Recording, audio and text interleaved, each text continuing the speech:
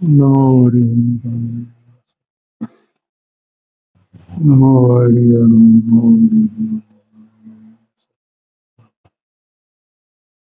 मंगलमय मंगलकर नीतराग ज्ञान नमो ताहि आते हरिहंसाय करे मंगल करे हो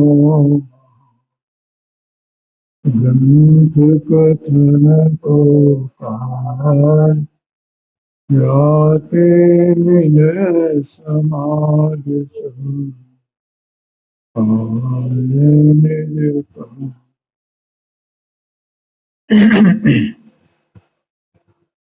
मोक्षमार्ग प्रकाशक जी ग्रंथ है। इसमें 8वां अधिकार और इसमें भगवान का जो उपदेश है वो उपदेश 4 अनुयोग में है। तो उस उपदेश का स्वरूप यहाँ बता रहे हैं और उपदेश का स्वरूप में ये बताया है कि भगवान का उपदेश 4 अनुयोग रूप है।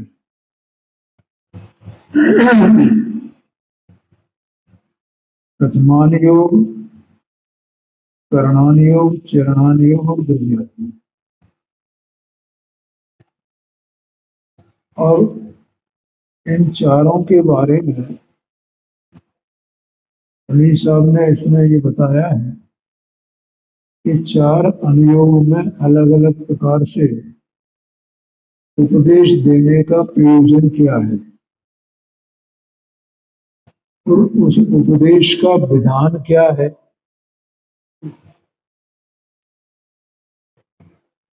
और उपदेश की पद्धति क्या है। 3 चीजें मुख्य रूप से इसमें बताई हैं। तो अभी पहले प्रयोजन की बात चल रही है। तो प्रथमान योग का प्रयोजन ये प्रकरण अपन ने परसों लिया था, कुछ कल भी लिया था। और अब यहाँ पर ये करणान योग की चर्चा चल रही है। करणान योग का प्रयोजन क्या है। तो इसमें एक पैरा हो गया था, 270 पेज पर दूसरा पैरा है। ये जो एक पैरा हुआ है उसमें जो प्रयोजन बताया गया है वो ये है कि कोई जीव जो है जो सम्यक दर्शन से रहित है, सम्यक दर्शन उसे नहीं है,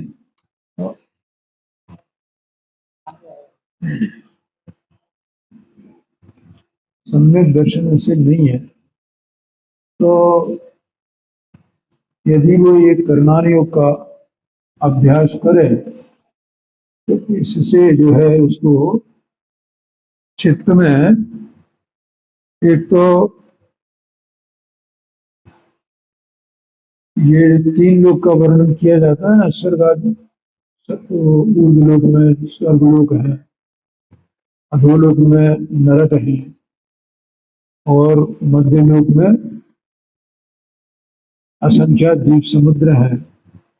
उसमें कहाँ कहाँ जीव राशि कितनी कितनी क्या पाई जाती है, ये सब वर्णन वो पढ़ेगा तो नरकादि के दुखों से डरेगा और जब उनसे डरेगा तो वो पाप छोड़ करके और धर्म में लगेगा और इनका अभ्यास करने से उसका जो है उपयोग जब इधर लगेगा तो पाप से भी छूट जाएंगे। ठीक है। तो एक तो ये इसका प्रयोजन है करणान योग के रचना का। अब दूसरा प्रयोजन यहाँ बताते हैं कि जो जीव ज्ञानी हैं, तत्व ज्ञानी हैं, तो उनके संबंध में क्या बात है। तो यहाँ कहा है जो जीव तत्व ज्ञानी होकर इस करणान योग का अभ्यास करते हैं उन्हें यह उसके विशेषण रूप भाषित होता है। जो तत्वज्ञानी है ना, तो वे तत्वज्ञानी जब करणानी योग का अभ्यास करते हैं तो उन्हें ये जो करणानी योग है वो तत्व ज्ञान के विशेषण के रूप में भाषित होता है। ये तत्व ज्ञान का विशेषण है ये, ठीक है। आगे कहते हैं जो, देखो उसमें देखो लिखा है, मिला का नहीं मिला, 270 पेज पर दूसरा पैरा, उसमें दूसरी लाइन, जो जो माने जो भी व्यक्ति, जो भी जीव, जीवादिक तत्वों को आप जानता है। जीवादिक 7 तत्व है ना, क्या कहा, तत्व कितने हैं? क्यों भैया बताओ, तत्व मालूम है कितने हैं? 7 तत्व, नाम मालूम है? कभी फुर्सत में इनके पास बैठ लिया करो, ये बताएंगे। शाम को अगर ये जल्दी आए, शाम को यहाँ आ जाया करो ना, ये बैठते हैं आकर के, तब इनसे समझा करो, ठीक है। तो तत्व 7 होते हैं यहाँ जैन दर्शन के अनुसार। अन्य मत वालों ने भी अपने अपने तत्व लिखे हैं, लेकिन वे उनके सच्चे नहीं हैं।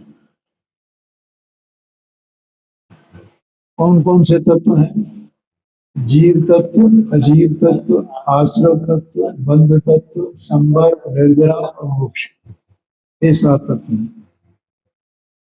देखो ये 7 तत्व ही सच्चे क्यों हैं? जब कोई बाहर का आदमी आता है और जिसने अपने शास्त्र पढ़े हों, ठीक है, और उसमें भी तत्वों का वर्णन आया हो, अथवा तो न पढ़े हो, और यहाँ जो 7 तत्व बताए गए हैं तो उनको, उसको विश्वास सहज में नहीं आता और वो उसकी उपेक्षा कर देता है कि ठीक है होंगे 7 तत्व, क्या है, मुझे क्या करना है। लेकिन यहाँ जैन धर्म में 7 तत्व ही मुख्य हैं। क्या कहा? मुख्य है। क्यों? क्योंकि 7 तत्व का श्रद्धान, उसका नाम सम्यक दर्शन है। 7 तत्व का ज्ञान, उसका नाम सम्यक ज्ञान है। और सम्यक दर्शन, सम्यक ज्ञान के बिना सम्यक चारित्र होता नहीं है। और सम्यक दर्शन ज्ञान चारित्र के बिना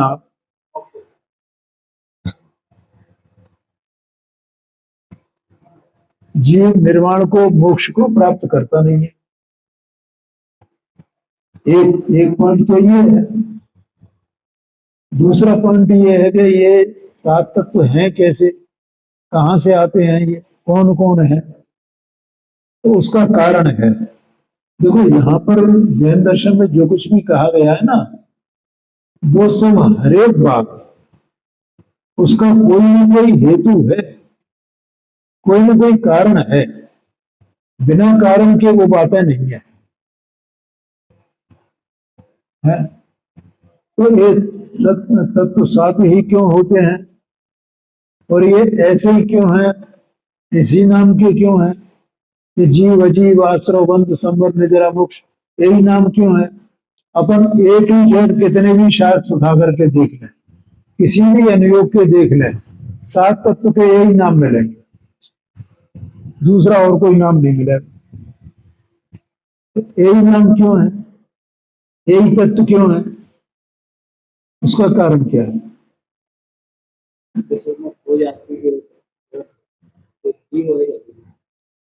हाँ वो ठीक है, दो जाति के हैं।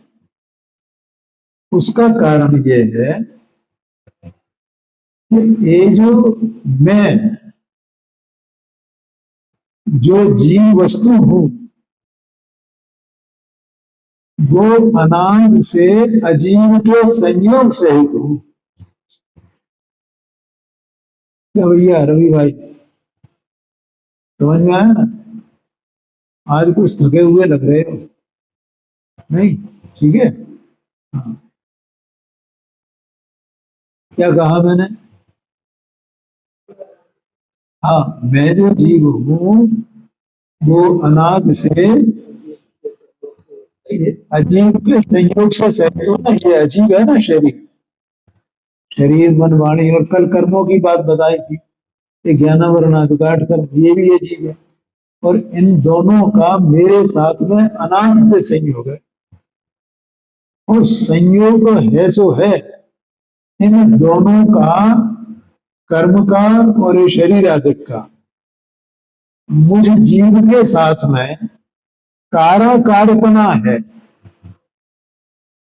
माने वे कारण है, और मुझ में उनके निमित्त से मुझ में कुछ कार्य होता है। मुझ में जो भी कार्य होता है, परिणमन होता है संसार अवस्था में, ये निमित्त है। और इनमें जो कार्य होता है उनमें मैं कारण हूं, मेरे परिणाम कारण है। आया समझ में ना? इसलिए पहले जीव अजीव ये दो नाम दिए गए हैं, दो तत्व कहे गए हैं। बोलो, ये समझ में आया कि नहीं है? जीव अजीब नाम क्यों दिए गए सात तत्व में? क्योंकि जीव का अजीव के साथ में संयोग है, और इनमें आपस में परस्पर कारण कार्यपना है। ठीक है ना? और जो कारण कार्यपना है वो कारण कार्यपने के पांच भेद हैं: आश्रव, बंध, संवर, निर्जर और मोक्ष। वो उनके कारण कार्यपने के ही भेद हैं वे सब। इसलिए पांच तो वे और दो ये, ऐसे सात तत्व कहे गए हैं। बोलो भैया, क्या करें? बोलो, अब मुझे समझ में नहीं आता है। अब इतनी सरल बात है, अब इससे सरल और क्या होगा? मैं बिल्कुल शास्त्रीय भाषा नहीं बोल रहा हूं। बोलिए, मैंने शास्त्रीय भाषा, मैं बिल्कुल इनको देख करके बोल रहा हूं।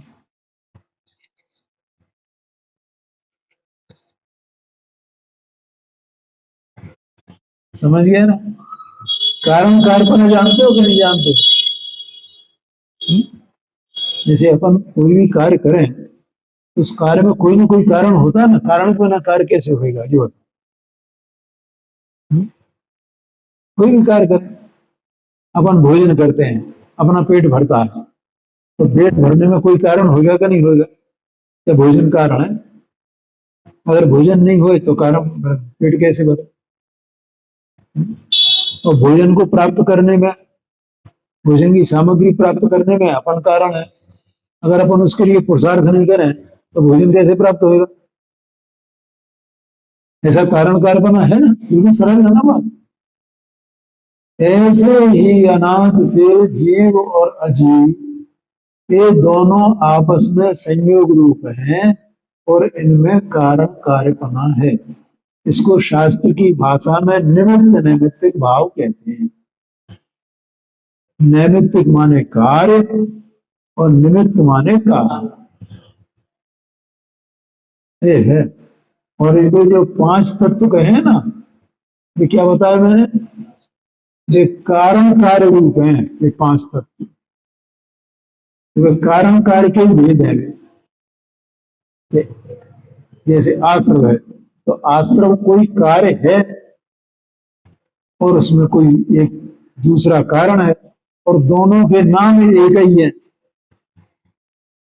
कारण का भी नाम वही, और कार्य का भी नाम वही है।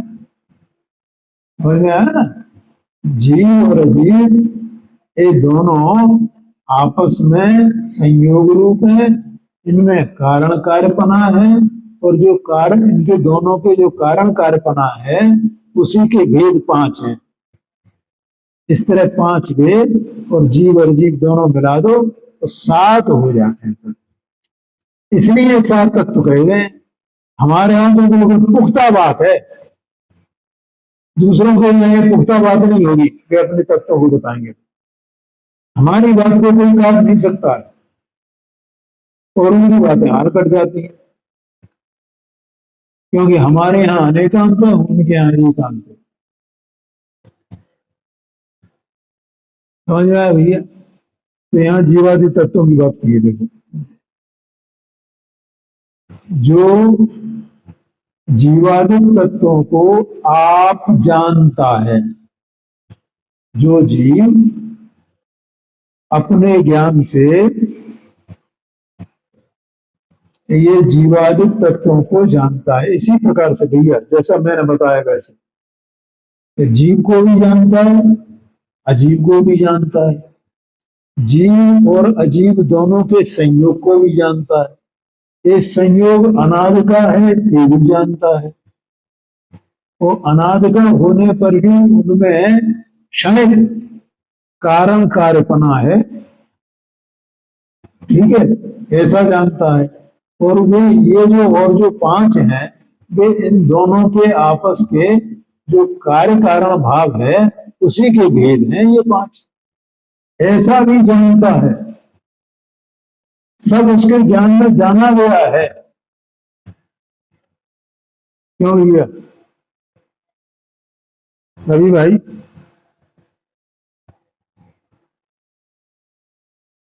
एक प्रश्न पूछता हूं तुमसे, तुमने नींबू का स्वाद जानते हो तुम? है? और अमचूर का जानते हो? और इमली का वो भी जानते हो? इस सब के सब स्वाद एक जैसे हैं कि अलग अलग है? अलग अलग है। कैसे जानते कैसे हो?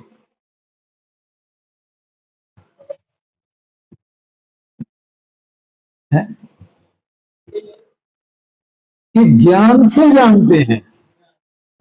ज्ञान है ना हमारे अंदर, हमारे यहाँ हमारे अंदर ज्ञान है, आत्मा में ज्ञान है, वो ज्ञान रूप है और जानने का कार्य करता है।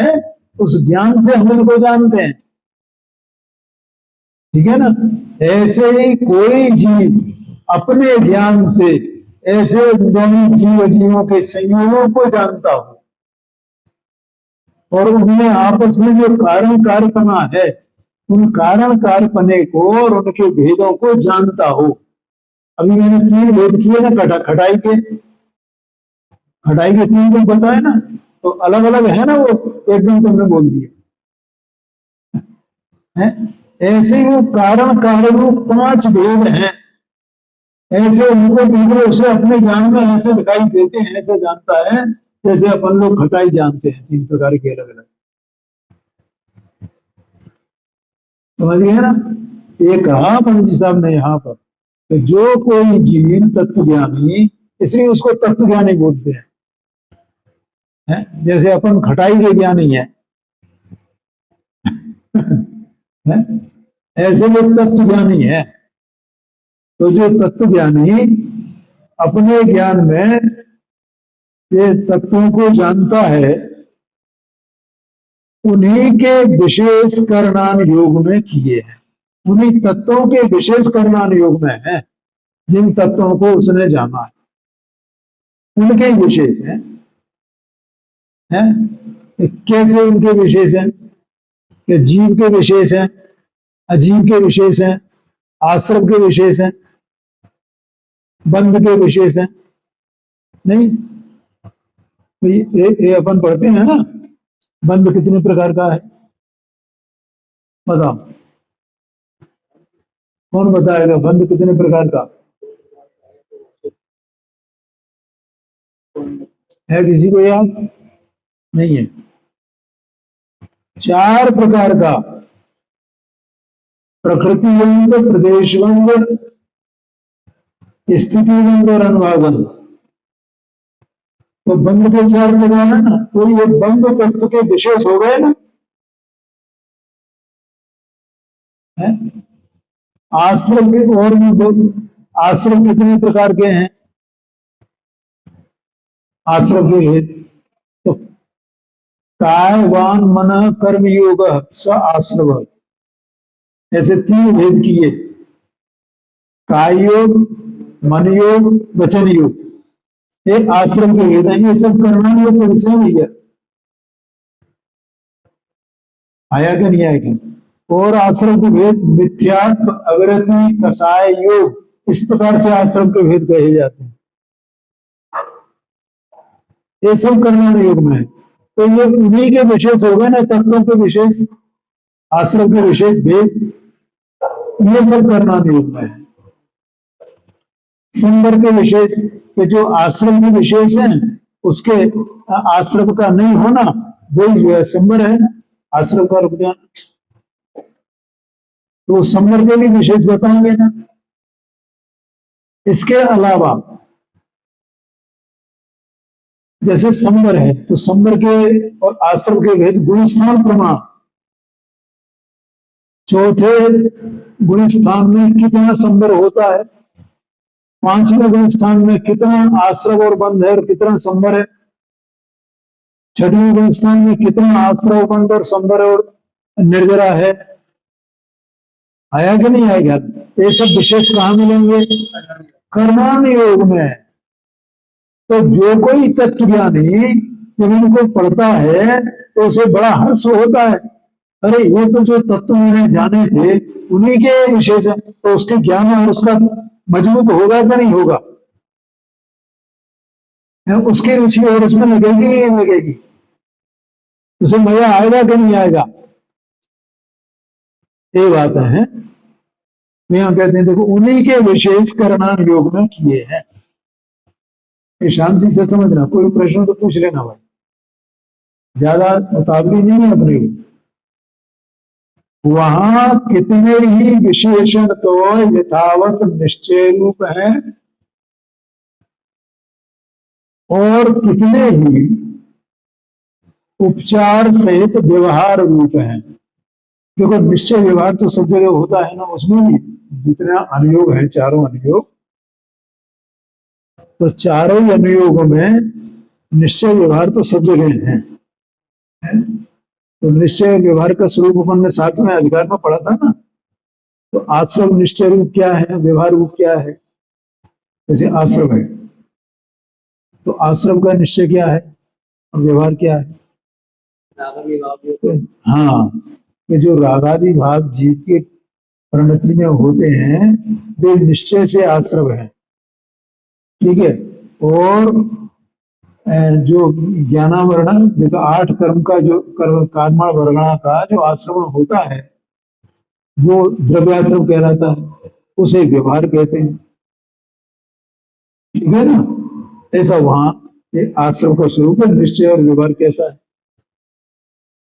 तो यहाँ कहते हैं कितने ही विशेषण तो यथावत निश्चय रूप है और कितने ही उपचार सहित व्यवहार रूप है।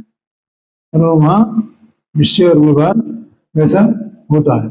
और देखो वहां निश्चय व्यवहार इस प्रकार से भी कहा जाता है कि जो पुद्गल के परिणाम है ना, तो निश्चय से वे पुद्गल के ही है ना,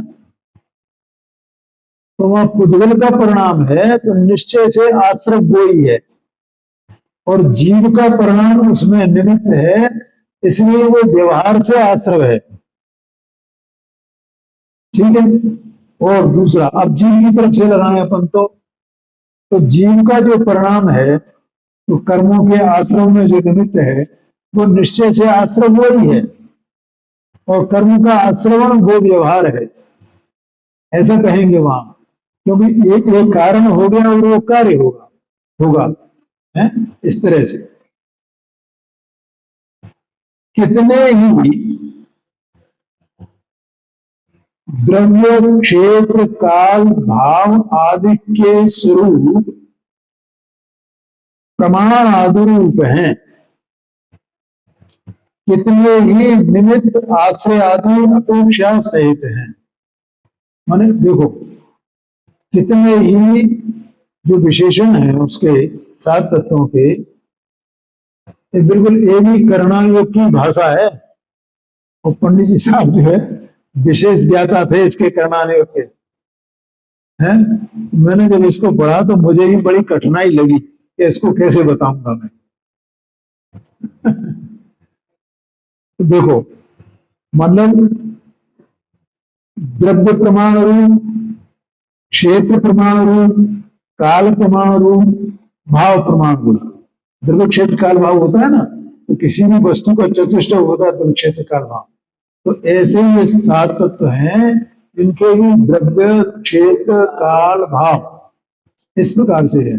तो जैसे किसी जीव को आश्रव है तो वो आश्रव कहाँ कहाँ होता है, कब कब होता है, कितना कितना होता है, किन किन भावों से होता है, ये सब द्रव्य क्षेत्र काल भाव में आ जाएगा। संबर होता है तो वो कैसे किस किस जीव को कहाँ कहाँ किस किस प्रकार से होता है, नरक में किस प्रकार से होता है, और वो उसमें स्वर्गों में किस प्रकार से होता है, वो क्षेत्र हो जाएंगे ना। वो कितना कितना होता है उसमें द्रव्य बने जो ज्ञान वर्णात्मक 8 कर्मों का जो आश्रव होता है वो तो द्रव्य कहलाएगा, वो क्षेत्र हो गया। और वो काल उसमें कितने काल तक होएगा और किन किन भावों से होएगा, तो ये सब द्रव्य का प्रमाण कितना, क्षेत्र का प्रमाण कैसा, काल का प्रमाण कैसा, भाव का प्रमाण कैसा, ये सब वर्णन उन कर्णान योग के ग्रंथों में है। ठीक है, उसको वो जानता है। इत्यादि अनेक प्रकार के विशेषण निरूपित किए हैं, उन्हें ज्यों का त्यों मानता हुआ उस कर्णान योग का अभ्यास करता है।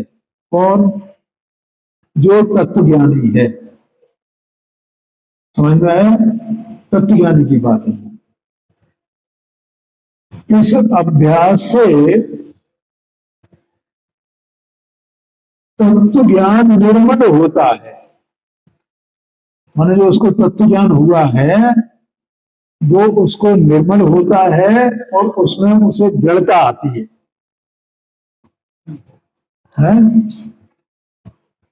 समझ में आया ना? तो जैसे वो चतुर्थ गुण स्थानवर्ती है, तो चतुर्थ गुण स्थानवर्ती के परिणाम कैसे होते हैं, तो परिणाम सब वहां बताए उसमें वर्णन किया गया है प्रणाली के ग्रंथों में। तो उसको वो जान करके वो ये मानता है कि ऐसा ही तो है कि वो उसके साथ में से घटित हो रहा है। और पंचम स्थान में इस प्रकार के होंगे तो वैसे वो जानता है, और छठवें स्थान में इस प्रकार के होंगे, इस प्रकार से वो सब जानता है। तो वो वहां उसकी वो अभ्यास से उसकी वो ज्ञान में निर्मलता होती है। आगे कहते हैं, उदाहरण देते हैं पंडित साहब।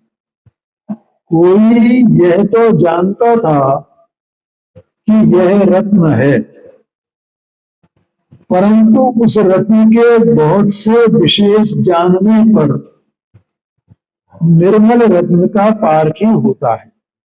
कोई जानता हो कि ये रत्न है, माने रत्न को रत्न कैसे जानेगा कि उसको कांच के टुकड़े डाल दो और रत्न को डाल दो उसके बीच में, उसमें से वो रत्न को पहचान लेगा तो रत्न का पारखी है।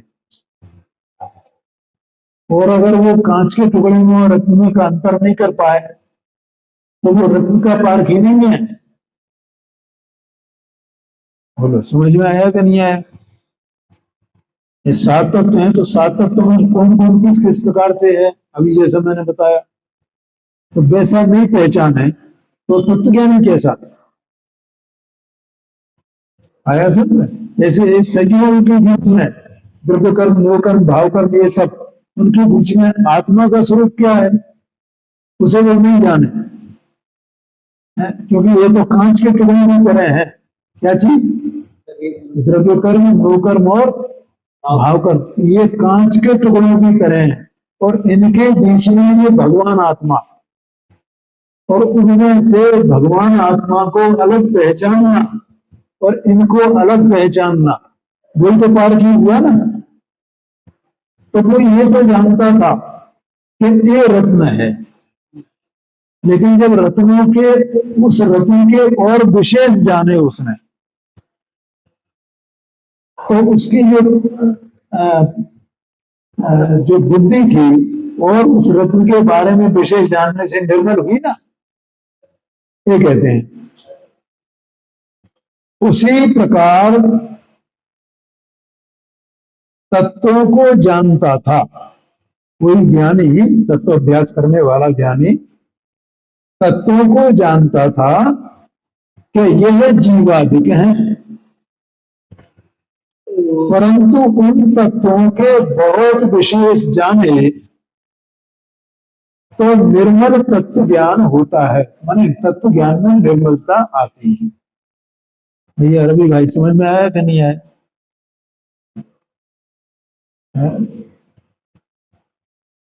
तत्व ज्ञान, ज्ञान तो अपना है ना, तो उसी ज्ञान को, जो तत्व संबंधी ज्ञान है, उस ज्ञान को तत्व ज्ञान कहा जा रहा है। तत्व ज्ञान कहीं यहां नहीं है। तत्व ज्ञान कहाँ होएगा? शास्त्र में तत्व ज्ञान है क्या? शास्त्र में नहीं है, और तत्व ज्ञान शास्त्र पढ़ने से आएगा भी नहीं। शास्त्र पढ़ने तो शास्त्र ज्ञान होएगा, तत्व ज्ञान कैसे होएगा? तत्व ज्ञान कब कहा जाएगा? जब उन तत्वों को झोंका तो पहचान है, आगे समझ में।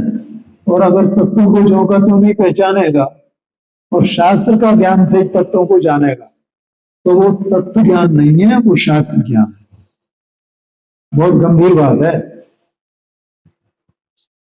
बोलो भैया समझ में आया कि नहीं आया? कैसे?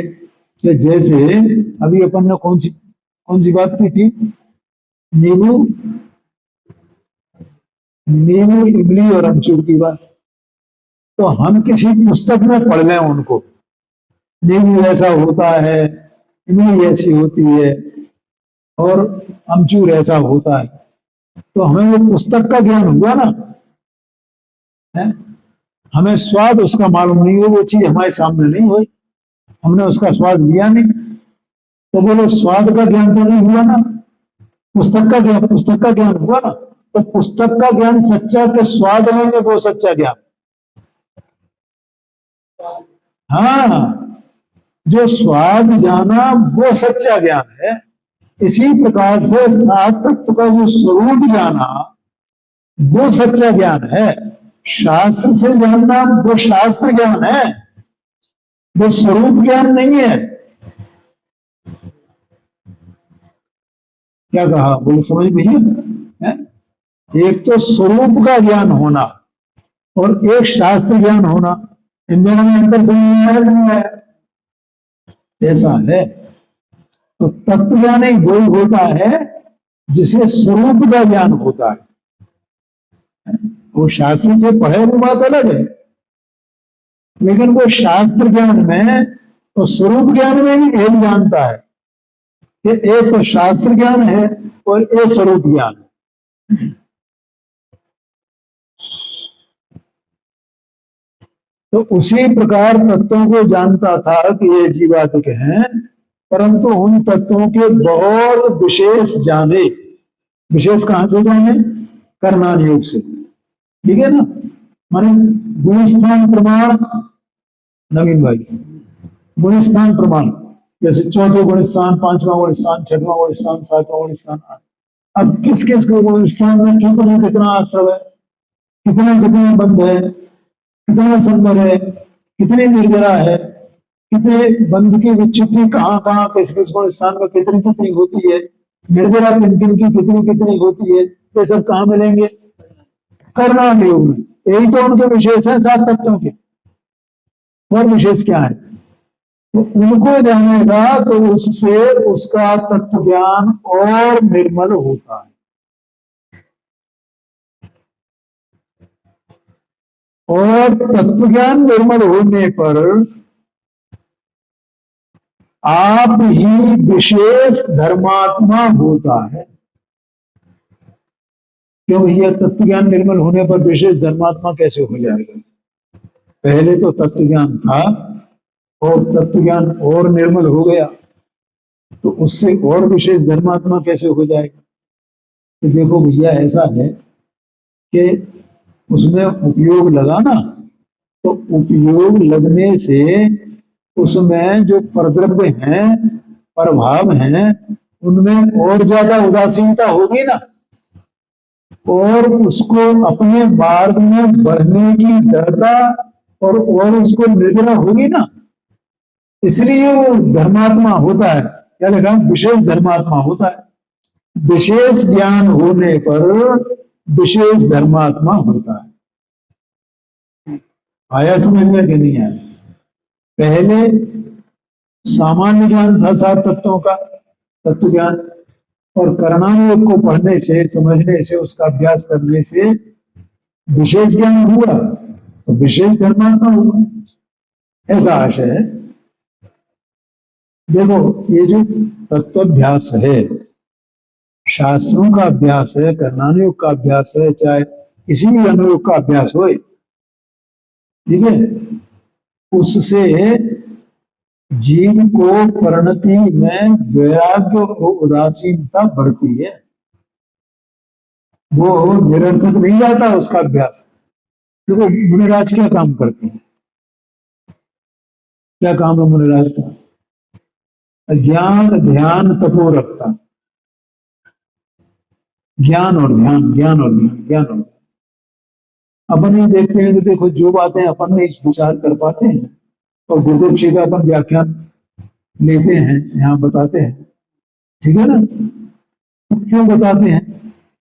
क्योंकि गुरुदेव जी का पूरा जीवन काय में था, उनका दूसरा कोई काम ही नहीं था, कोई व्यवसाय धंधा तो था नहीं उनका। तो दिन भर 24 घंटे में क्या करते रहते? वे ज्ञान ध्यान। वास्तव में देखा जाए तो उनका जीवन जो है मुनि जैसा जीवन था, तपस्वी जैसा जीवन था, जिनके इसके अलावा दूसरा कोई काम ही नहीं था उनको। कोई धंधा व्यापार, किसी से मिलना जुलना कुछ था ही नहीं। कभी कभी कोई आते भी थे उनके पास, माने तो वो कोई ना कोई प्रश्न या कोई ना कोई बात शास्त्र संबंधी लेकर के आते थे, आगम संबंधी लेकर के आते थे, तत्वज्ञान संबंधी लेकर के आते थे। लेकिन कोई इधर उधर की बात कर नहीं होना, कोई ये इसका क्या निर्माण कैसे हो रहा है, क्या हो रहा है, कि उन्हें उसकी कोई चिंता हो, कोई विचार करें वो उसको कि भैया कहाँ कौन सा मंदिर बना है, उसमें कौन सी मूर्ति पधराना है, पंचकल्याण कहाँ का कराना है, कुछ नहीं। कितना दान आया, कितना नहीं आया, या किसी को दान की प्रेरणा, कभी उन्होंने जीवन भर में कभी किसी को एक दान करने की प्रेरणा नहीं दी, कोई पैसा देने की। जो व्यक्ति पैसा को धूल कहता हो, वो बोले वो कैसे दान, उसके पैसे की दान देना का प्रेरणा करना माने पैसे की महिमा बताना, पैसे का ये कहना कि भैया ये तेरा सब नाश हो जाएगा, नहीं तो तू दान दे ले, तुझे फायदा हो जाएगा, ये तेरे पुण्य बनेगा। इसकी बात भी यही नहीं करते थे, पुण्य पाप की बात है ये भी नहीं करते थे। वो तो एक बात थी केवल वेद विज्ञान की बात, बस। तो उनका जीवन ऐसा था, इसलिए तो उनका मतलब विशेष हो, तो चिंतन विशेष कितना विशेष रहता था, जिसमें मतलब किसी के भी विचार में दो बातें आने वाली नहीं, जैसी बातें उन्होंने निकाली वस्तु स्वरूप, और बिल्कुल माने हेतु सहित, वैसे ही नहीं। बहुत बातें ऐसी निकली, कोई जानता ही नहीं था उन बातों को।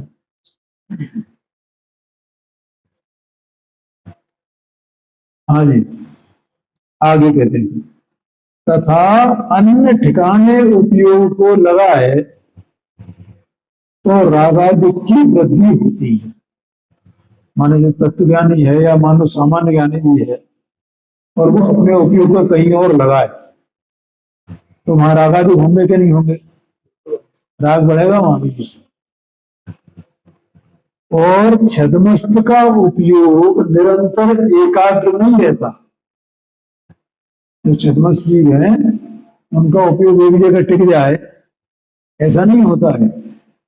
मतलब अपन भले ही यहाँ बैठे हुए दिखाई दें, देखो जैसे मैं बोल रहा हूं तो मुझे एक विचार, कितने कितने विचार आ जाते हैं, एकाग्र रहता है कि गुरुदेव जी का विचार आ गया है, वो एक खटाई का विचार आ गया, इनको कैसे समझाया जाए, तो ये उपयोग की फिर ऐसी है ना, वो एकाग्र रहता ही नहीं है एक जगह है। ये इनको कैसे बताया जाए, कैसे बताया जाए, ये इसमें इसमें उपयोग लगा हुआ है, तो ये सब आपको का दुखरू भाव है, उसमें लगा है लगा है लगा है लगा है लगा है। यहाँ तो वो एकाग्र नहीं होता है, इसका दृष्टांत दे रहा हूँ मुझे है। छदमस्त का जीव एकाग्र, निरंतर एकाग्र नहीं रहता।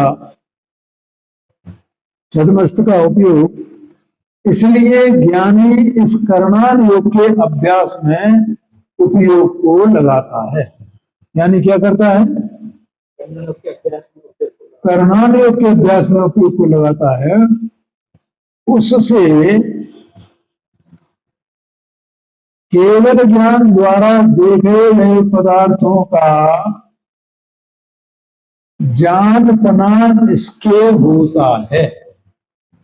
माने केवल ज्ञान के द्वारा जो पदार्थ देखे गए हैं, जो जो भाव, वे उन सब भावों का, उन पदार्थों का ज्ञान किसको होता है, इस ज्ञानी को होता है। देखो एक बात कही जाती है कि जो केवल ज्ञानी जानते हैं ना, वैसा का वैसे ही छदमस्त ज्ञानी भी जानता है। इस श्रुत ज्ञान के द्वारा, श्रुत ज्ञान की और केवल ज्ञान की एक समानता है ये, और उसमें अंतर प्रत्यक्ष और परोक्ष का है। ये परोक्ष जानता है और केवल ज्ञान प्रत्यक्ष जानता है। इसलिए यहां ये बात कही है कि केवल ज्ञान द्वारा देखे गए पदार्थों का जानपना इसके मन इस ज्ञानी के होता है, वो ज्ञान जान जाता है। देखो ये लिखा भी आगे आगे लिख दिया पढ़ी साहब ने, प्रत्यक्ष अप्रत्यक्ष ही का भेद है, भाषित होने में विरुद्धता नहीं है। आश्रम के बंध के जो परिणाम हैं, संवर निर्जरा के जो परिणाम हैं, जो भगवान को केवल ज्ञान में जाने गए हैं, मोक्ष का जो परिणाम है, उसके जो विशेष हैं, ये अभी जो कारण कार्यपना मैंने बताया कि कारण कार्यपना जीव जीव का कैसा है, ये सब बातें जो भगवान ने बताई हैं, ज्ञानी के ज्ञान में वैसी की वैसी भाषित होती, उनके विशेष भी उसके ज्ञान की शक्ति प्रमाण, क्षोभ संप्रमाण वैसी की वैसी भाषित होती है। अप्रत्यक्ष ज्ञान है उसका, प्रत्यक्ष नहीं है, परोक्ष ज्ञान, ऐसा समझना। आगे समझना, समय हो गया है, आगे की चर्चा कर लेंगे।